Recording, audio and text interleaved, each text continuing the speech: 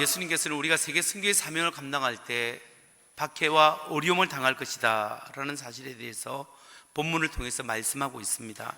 우리가 어떻게 이 어려움 속에서 선교의 사명을 감당할 수 있을 것인가? 양들이 이리떼 가운데 살아갈 때 어떻게 삶을 살아가야 할 것인가? 여기에 대해서 우리가 살펴보고자 합니다. 여러분, 예수님 당시 팔레스타인과 지중해 연안 그리고 로마 지역에는 여러 종교들이 있었을까요? 아니면 몇 종교만 있었겠습니까? 종교가 아주 많이 있었습니다.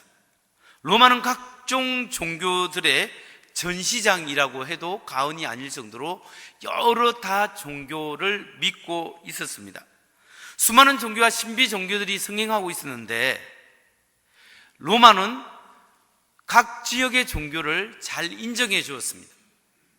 그 지역에 사는 사람들이 로마에 대항만 하지 않으면 그 지역의 종교들에 대해서 별 관여를 하지 않았습니다.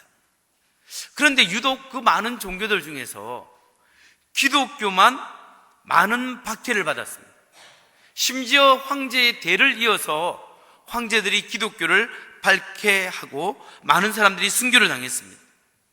왜 기독교만 이렇게 순교를 당하고 많은 어려움을 경험하게 되었을까요? 유대교를 보면 유대교는 선민 사상이 있습니다. 하나님이 유대인들을 선택하시고 이 사람들을 통하여 하나님 나라를 이어갈 것이기 때문에 이방 사람들은 멸망할 것이다. 그러니까 구태여 목숨 걸고 복음을 전할 이유가 없죠. 그런데 기독교는 달랐습니다. 예수 그리스도의 십자가의 죽음을 보았고 절망했던 제자들이 예수님의 부활을 보았습니다. 부활한 예수를 만났습니다. 그리고 성령 충만을 경험했습니다. 그러니까 예수 그리스도는 정말 하나님의 아들이시고 구원자이시고 그분은 죽음을 이기시고 부활하신 하나님의 아들이시라는 사실을 확신할 수 있었습니다. 그래서 목숨 걸고 복음을 전파한 것을 가는 곳곳마다 예수 믿는 사람들이 생겨나기 시작했고 예수님의 죽음과 부활 후에 불과 20, 30년 후에 로마를 비롯한 지중해 연안의 모든 도시 국가들의 수많은 명에서 수십만 명의 크리스찬들이 계속해서 생겨나기 시작했습니다. 그러면서 이 기독교에 대한 모함과 오해가 있었습니다. 예를 들면 네로 황제는 로마 시의 3분의 2가 불타버린 대화재 사건이 일어났을 때 여기에 대한 정치적인 부담감을 드러내기 위해서 신흥 종교인 기독교인들이 불태웠다라고 누명을 지었습니다. 그래서 기독교인들을 잡아들이기 시작한 거죠. 또한 우리가 예수님의 십자가의 죽음과 부활을 기념하는 성찬식, 예수님의 피와 살을 먹는 성찬식을 통해서 예수님의 죽음과 부활과 그분의 오심을 기억하는데 마치 기독교인들이 진짜 사람의 피와 사람의 살을 먹는다고 가짜 소문을 퍼뜨려서 반인륜적인 종교다 해서 기독교를 또 핍박하게 되었습니다. 이 모양 저 모양으로 사람들이 기독교를 미워하고 핍박하게 되었다는 거죠. 그런데 초기 그리스도인들이 분명하게 자기들이 자의인식이 있었는데 그게 뭐냐면 나는 하나님의 자녀고 나는 복음받은 예수님의 제자며 나는 예수 그리스도의 죽음과 부활을 증거해야 될 사명자다. 이 의식을 분명하게 가지고 있었다는 거죠. 모든 그리스도인들이 나는 예수님의 제자고 나는 예수 그리스도의 죽음과 제사함을 전하는 이 부활의 복음을 증거할 사명자다. 이 의식을 가지고 살았다라는 사실입니다. 여러분, 오늘날 우리들도 나는 예수 그리스도의 제자요, 나는 예수 그리스도의 죽음과 부활을 증거하는 하나님 앞에 복음을 맡은 사명자다. 이 생각을 우리가 가져야 합니다. 우리가 이 사명의식으로 살아갈 때 예수님께서 하신 말씀이 반드시 우리가 어려움을 경험하게 될 것이다. 때로는 핍박을 받게 되고 불편함을 경험하게 되고 어려움을 당하게 될 것이다. 이것을 우리에게 알려주는 겁니다. 마태복음 10장 5절에서 15절 사이에 보면 이게 현재형으로 이야기해요. 단기 선교에서 사람들이 복음 증거할 때 너희들이 어려움을 당할 것이다 이렇게 말하는데 마태복음 10장 16절 이하는 미래형으로 지켜져 있습니다. 앞으로 세계 선교를 감당할 때 너희들이 많은 핍박을 받게 될 것이다. 이것을 문법적으로 우리에게 알려주고 있는 거죠. 그렇다면 우리가 예수님의 말씀에 의해서 예수님의 제자로서 복음을 전할 때 과연 누구로부터 핍박을 받게 될까요? 예수님은 세 부류로부터 핍박을 받게 된다, 우리에게 알려줍니다. 첫 번째는 유대인으로부터 핍박을 받습니다. 유대인, 마태복음 10장 17절 말씀, 사람들을 조심하여라. 그들이 너희를 법정에 넘겨주고 그들의 해당해서 매질을 할 것이다. 유대인으로부터 핍박을 받게 된다. 예수님의 복음을 전했을 때 예루살렘으로부터 핍박이 있었습니다. 사도 바울이 유대인 이방의 복음을 전할 때 유대인 해당에 가서 복음을 전했는데 제일 줄기차게 반대한 사람이 누구냐면 유대인들이었습니다. 유대인들에게 바울이 매를 맞았습니다. 두 번째, 누구에게 핍박을 받느냐? 이방인으로부터 핍박을 받습니다. 마태복음 10장 18절입니다. 다 같이 한번 읽어볼까요? 시작. 또 너희는 나 때문에 총독들과 임금들 앞에 끌려 나가서 그들과 이방 사람 앞에서 증언할 것이다. 바울이 복음을 전하다가 이방 사람으로부터 핍박을 받았습니다. 매를 맞은 거죠. 때로 그래서 순교를 당한 사람도 많습니다. 세 번째, 누구로부터 핍박을 받느냐? 가족으로부터 핍박을 받는다. 마태복음 10장 21절로 22절. 형제가 형제를 죽음에 넘겨주고 아버지가 자식을 또한 그렇게 하고 자식이 부모를 거슬러 일어나고 부모를 죽일 것이다. 너희는 내 이름 때문에 모든 사람에게 미움을 받을 것이다. 그러나 끝까지 견디는 사람은 구원을 얻을 것이다. 초기 교회 때부터 예수 믿으면, 유대교를 믿다가 예수 믿으면 가족에서 버림을 받게 됩니다. 지금도 이슬람 신앙이나 이슬람 신앙을 믿다가 기독교를 개종하게 되면 가족으로부터 버림을 받게 되는 거죠. 초대교회 때부터 많은 사람들이 예수 믿는 신앙 때문에 가족으로부터 박해를 받았습니다. 오늘날에도 초대교회 마찬가지로 오늘날에도 박해가 있는데, 이슬람권이나 중국이나 북한에서 신앙생활하는 사람들은 지금도 박해를 받고 있습니다. 그래서 예수님께서는 우리에게 세계 선교의 사명을 감당할 것을 말씀하셨고, 우리가 그 사명을 감당해야 하는데, 우리가 그 사명을 감당하는 사람을 어떻게 표현했냐? 마태복음 10장 16절에서 이렇게 말씀하십니다. 보아라, 내가 너희를 내보내는 것이 마치 양을 이리떼 가운데 보내는 것과 같다. 예수님이 제자들에게 이스라엘에게서 복음을 전하고 세계 선교의 사명을 감당하라고 우리에게 보낼 때 예수님의 심정이 뭐냐면 마치 양을 이리떼에 보내는 것과 같다, 이렇게 말씀하셨습니다. 여러분, 양을 이리떼에 보내면 어떻게 됩니까? 잡혀 먹죠. 잡혀 먹거나 죽거나 아니면 부상을 당해도 엄청 심하게 당하는 거죠. 이처럼 복음 전도를 하는 사람들은 어려움과 핍박을 경험하게 된다, 이것을 이야기하는 겁니다. 근데 여러분, 우리의 모습은 어떻습니까? 우리가 한국에서 신앙생활을 하고 있는데 우리는 얼마나 편안하게 신앙생활을 하고 있습니까? 이번에 우리 성지순례단이 터키를 갔는데, 터키에 갔을 때 너무나 마음이 답답했습니다. 식당을 가서, 호텔에 가서, 어디로 갔었든지 제대로 통성기도를 할 수가 없었어요. 우리가 찬양할 데가 없었습니다. 국민의 97%가 이슬람을 믿고 있는 모슬렘이기 때문에 이슬람 사원은 여러 군데 엄청나게 보는 것보다 이슬람 사원이 다 있었습니다. 그러나 그 어느 곳에서도 십자가를 걸어놓은 그런 교회는 보이지 않았습니다. 여러분, 이런 것을 통해서 그래서 우리가 영적으로 너무나 짓눌리고 답답함을 경험했는데, 한국에 오면서 우리는 너무나 편한 가운데 신앙의 자유를 누리면서 살고 있습니다. 우리가 이렇게 편안하게 생활은 하지만 우리가 분명히 알아야 될 것은 우리가 하나님의 복음을 맡은 사명자다, 선교의 사명을 우리 모두가 가지고 있다라는 사실을 알아야 한다는 거죠. 그렇다면 여러분, 이 땅을 살아가는 모든 그리스도인은 주님의 복음을 맡은 선교사요 사명인데, 우리가 과연 어디에서 선교하고 어디에서 사명을 감당해야 할 것입니까? 우리의 선교지는 어디일까요? 오늘 말씀에 의하면 우리의 선교지는 두 군데입니다.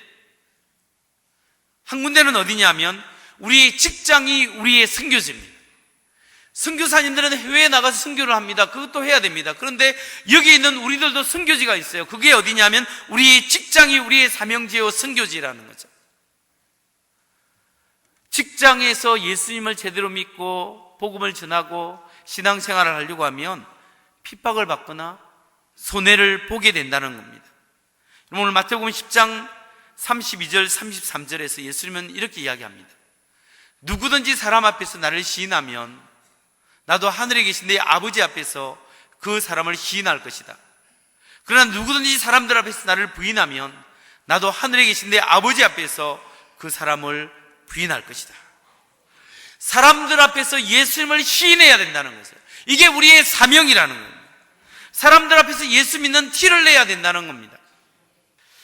여러분, 예수 믿는 사람들이 직장에서 내가 크리스찬이다 라는 사실을 밝히지 않는 사람이 많이 있지 않습니까? 왜 사람들이 직장에서 내가 크리스찬이다 라고 말을 하기를 꺼려할까요? 그 중에 하나의 이유가 뭐냐면 예수님을 욕먹일까 봐서 안 한다라고 말하는 사람이 있습니다. 근데 사실은 신앙에 확신이 없거나 정말 예수님이 길이요 진리요 생명이라는 사실에 대해서 확신이 없을 때 자기 정체성을 밝히지 못할 수가 있어요. 아니면 예수 믿는 신앙은 있는데 손해보기가 싫어서 밝히지 않는다는 거죠. 왠지 모르게 내가 예수생이라면 껄끄럽게 생각하고 예수 믿는 사람이 그러나 이런 말을 듣기 싫어서 자기의 정체성을 드러내지 않으려고 손해보기 싫어서 예수 믿는다고 티를 내기 싫어하는 사람이 있습니다. 근데 여러분, 우리가 분명히 알아야 될 것은 내가 예수 하나님의 자녀가 되었고 예수님의 제자고 참된 그리스도인이라면 예수님 믿는 신앙을 몸으로 살아야 되기 때문에 반드시 희생이 따르다는 거죠. 대가 지불이 필요합니다. 나의 직장이 나의 선교지가 되어야 됩니다. 나의 직장이 나의 선교지가 되기 위해서는 우리가 불편함을 간수하고 손해보는 것을 당연시 여겨야 한다는 겁니다. 여러분, 우리 일터에서 사람들이 크리스찬인 나를 바라보고 야, 저 선배님은 성실하고 저 선배님은 믿을 수 있어, 이런 말을 들을 수 있다면 우리가 성공한 주님의 선교사가 될 수 있다는 사실입니다. 전에 서울에서 어느 집사님에게 신방을 갔는데 그 집사님이 이야기하는 거예요. 자기는 직장을 가면 너무 행복하다는 거예요. 왜냐하면 자기 아는 직장에 크리스찬 선배님이 있는데 그 선배님을 볼 때마다 기분이 좋다는 거죠. 그분이 자기 일에 대해서도 너무나 해박하고 잘하고 전문성을 가지고 열심히 할 뿐만 아니라 사람들을 대하는 것도 너무나 잘 행복하게 대하기 때문에 그분만 만나면 기분이 좋아진다. 그래, 그분과 함께 일하는 것이 너무나 행복하다라고 하면서 그 사람이 크리스찬이라고 자랑하는 것을 들었습니다. 여러분, 우리가 하는 일에 전문성을 가지고 있고 탁월함을 가지고 있으면서도 우리가 예수 믿는 사람의 아름다움을 드러낼 수 있다면 이 사람은 정말 행복한 하나님의 선교사가 될 수 있는 거예요. 우리의 모습 속에 저 사람을 보면 참 좋은 사람이다, 그리고 크리스찬이다, 이런 모습이 드러날 때 우리는 하나님의 선교사의 사명을 감당할 수 있는 사람이 된다는 겁니다. 두 번째로 우리가 선교하고 사명을 감당할 곳이 어디냐? 그곳이 바로 우리의 가정입니다. 우리의 가정이 우리의 선교지입니다. 예수 믿는 사람이 가장 예수 믿는 티를 내야 될 곳이 어디냐면 우리의 가정이에요. 가정에서 마치 예수 안 믿는 사람처럼 행동하면 안 됩니다. 교회에 와서 예수 믿는 사람이지만 며느리와 시어머니가 교회에 와서 이렇게 생활을 하면서 예 주여 하는데 한 시어머니는 저기 하고 한 며느리는 저기 앉아요. 같이 안 앉아요. 그러니까 하나님께 잘 기도하고 집에 가서도 남남처럼 살면 안 돼요. 정말 우리 가정에 교회에 와서도 예수 믿는 사람, 가정에서도 예수 믿는 사람이 돼야 됩니다. 그런데 여러분, 예수 믿는 사람이 안 믿는 가정에 들어가면 영적 전쟁이 일어나게 날 수밖에 없어요. 우리 가정이 어쩌면 첨예한 영적 전쟁터예요. 예수 믿는 사람끼도 마찬가지예요. 그래서 예수님께서 마태복음 10장 34절 35절에서 이렇게 이야기합니다. 너희는 내가 땅 위에 평화를 주러 온 줄로 생각하지 말아라. 평화가 아니라 칼을 주러 왔다. 나는 아들이 제 아버지를, 딸이 제 어머니를, 며느리가 제 시어머니를 거슬러서 갈라 쓰게 하러 왔다. 아니, 이게 무슨 말이에요? 예수님이 칼을 주러 왔다고, 갈라 쓰게 하러 왔다고. 이 말씀은 예수님께서 베드로에게 한 말씀과 정반대예요. 마태복음 26장 52절을 한번 보세요. 그때 예수께서 그에게 말씀하셨다. 내 칼을 칼집에 도로 꽂아라. 칼을 쓰는 사람은 모두 칼로 망한다. 베드로가 예수님이 잡으러 온 사람에게 말고의 길을 치고 막 휘두르댈라 하니까 예수님이 칼을 그둬라 이렇게 했죠. 이렇게 한 예수께서 왜 내가 세상에 칼을 주러 왔다, 아버지가 어머니, 아들이 부모와 싸우게 될 것이다, 며느리와 시어머니가 싸우게 될 것이다, 왜 이렇게 이야기했을까요? 왜냐하면 가정에서부터 영적인 전쟁이 생길 수 있다는 것을 우리에게 알려주기 위해서 하는 겁니다. 그렇기 때문에 여러분, 이 가정이 나의 선교지라는 사실을 기억해야 합니다. 가정이 나의 선교지이기 때문에 우리가 더 신경 써야 될 것은 가정에서 우선순위를 주님께 먼저 드려야 한다는 거죠. 내 남편이 귀하고, 내 아내가 귀하고, 내 자녀가 귀하고, 내 부모가 귀하지만 귀한 사람이 귀하게 되기 위해서는 우선순위를 누구에게 드리냐면 주님께 올려드려야 하는 거예요. 마태복음 10장 37절 39절을 보겠습니다. 나보다 아버지나 어머니를 더 사랑하는 사람은 내게 적합하지 않고, 나보다 아들이나 딸을 더 사랑하는 사람도 내게 적합하지 않다. 또 자기 십자가를 지고 나를 따르지 않는 사람도 내게 적합하지 않다. 제 목숨을 얻으려는 사람은 목숨을 잃을 것이고, 나를 위하여 제 목숨을 잃는 사람은 목숨을 얻을 것이다. 가정을 세우는 방법은 주님을 너무나 사랑하는 사람이 남편을 사랑할 수 있는 거예요. 주님을 너무나 사랑하는 사람이 아내를 사랑하고 자녀를 사랑하고 부모를 사랑할 수 있는 거예요. 그런데 자녀를 너무나 사랑하고 주님보다 아내나 남편을 더 사랑하면 여기가 진짜 전쟁터가 되는 거예요. 우리의 관계는 우리끼리 가까워지려고 하면 할수록 부러지게 되는 거예요. 그냥 막대자와 마찬가지로 가까워지고 갈수록 부러질 수 있어요. 그러나 우리는 주님을 향하여 꼭 찢으면 삼각형으로 나아가는 거예요. 주님이 여기 있고 우리가 주님 앞에 가까이 더 가까이 나가면 우리가 서로 주님 안에서 연결될 수가 있는 거예요. 우리 인간적인 모임도 그렇습니다. 어디 사람들 모이고 놀러 다니고 다 해도 나중에 싸우고 실패하고 원수되는 게 일반적인 원리예요. 교회가 다른 것은 뭐냐면 우리끼리 좋아하는 것이 아니라 우리 안에 누가 있냐, 주님이 있기 때문에 주님께 더 가까이 나아가는 거예요. 그렇기 때문에 우리는 무너지지 않는 거예요. 마찬가지로 우리가 주님을 우선순위로 할 때 가정의 모든 사람이 평안할 수 있고 은혜가 될 수 있는 거죠. 우리가 주님을 가장 귀하게 섬기면서도 그럴 때 남편을 잘 섬기고 아내를 잘 섬기고 부모를 잘 섬기고 자녀를 잘 섬길 수 있다는 사실, 그래서 내 가정이 나의 선교지다. 우리 기독교 가치관은 가정을 중요시 여긴다는 사실을 믿으시기 바랍니다. 마지막으로 우리가 이렇게 이 시대에 우리의 주어진 선교 사명을 잘 감당하기 위해서 필요한 전략이 있습니다. 그 전략이 무엇일까요? 이 험악한 세상에서 우리가 양이 일 속에서 살아갈 때 승리할 수 있는 전략이 뭐냐? 그게 바로 마태복음 10장 16절에 나와 있습니다. 같이 한번 읽겠습니다. 시작. 보라, 내가 너희를 보내미 양을 이리 가운데로 보낸과 같도다. 그러므로 너희는 뱀같이 지혜롭고 비둘기같이 순결하라. 아멘. 우리가 이 세상에서 그리스도인으로서 이 험악한 세상에 살아가고 승리하는 방법이 바로 뱀같이 지혜롭고 비둘기같이 순결한 겁니다. 뱀은 지혜를 상징합니다. 비둘기는 평화와 순결을 상징합니다. 여기서 지혜롭다는 말은 생각이 깊고 사려 깊다라는 뜻이고, 순결하다는 말은 섞이지 않고 때가 묻지 않았다라는 겁니다. 그래서 우리가 이 세상을 이길 수 있는 방법은 뭐냐면 그리스도인으로서 사려 깊은 생각을 가지고 순수함을 유지하면서 사는 것입니다. 사려 깊고 순수함을 유지하면서 사는 것, 이것이 양이 이리대 가운데 잡아먹히지 않고 살아가는 방법이에요. 여러분, 이 세상에 지식을 가진 사람이 많습니다. 아는 것 많은 사람 많습니다. 그런데 그 지식을 잘 활용하는 것이 지혜지 않습니까? 지혜는 어디에서 오느냐 하면 경험과 경륜에서 나와요. 그래서 어른들이 주로 지혜롭습니다. 그런데 젊은 사람도 지혜로울 수가 있어요. 지혜가 또 경험에서 오지만 지혜가 어디에서 오는지 알아요? 참 지혜는 하나님으로부터 오는 거예요. 하나님이 지식의 근원이고 지혜의 근본이세요.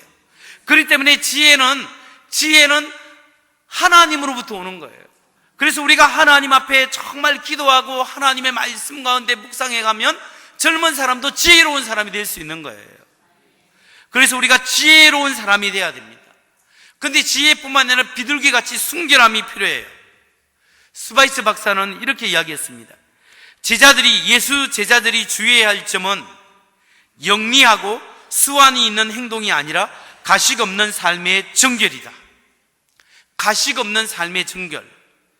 지혜와 성결성만이 우리의 무기라는 거예요. 이렇게 말하면 어느 분은 목사님이 세상을 잘 몰라서 그러는데 세상 사람이 얼마나 영악한데 우리가 순진하게 이렇게 지혜롭게 순결하다고 이렇게 살면요 딱 잡아먹히기 쉽습니다. 이렇게 이야기를 하죠. 맞습니다. 요즘 세상에 순진하게 살고 순수하게 살면 잡아먹히고 손해보기 너무나 쉬운 세상이에요. 그런데 주님께서 이렇게 사는 것이 진짜 사는 것이라고 이야기하는 거예요. 저는 믿습니다. 예수님 말씀대로 사는 것이 진짜 우리가 여기에 승리하는 방법이에요. 장기적으로 보면요, 단기적으로 보면 술을 쓰는 사람이 이길 수 있어요. 그런데 길게 보면요, 정직하고 신뢰성이 있는 사람이 이긴다는 거예요.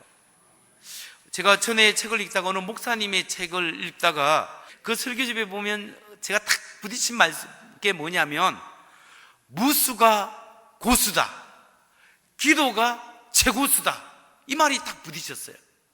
술을 안 쓰는 것이 고수고요, 기도하며 사는 것이 최고수라는 거예요.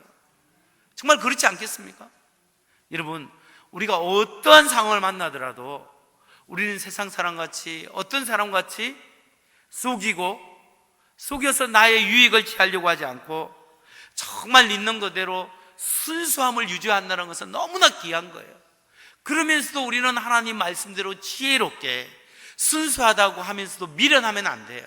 순수하면서도 지혜롭게 하나님의 말씀 속에 살아간다면 우리가 우리를 삶을 통하여 그리스도를 드러내는 하나님의 사람이 될 줄 믿습니다.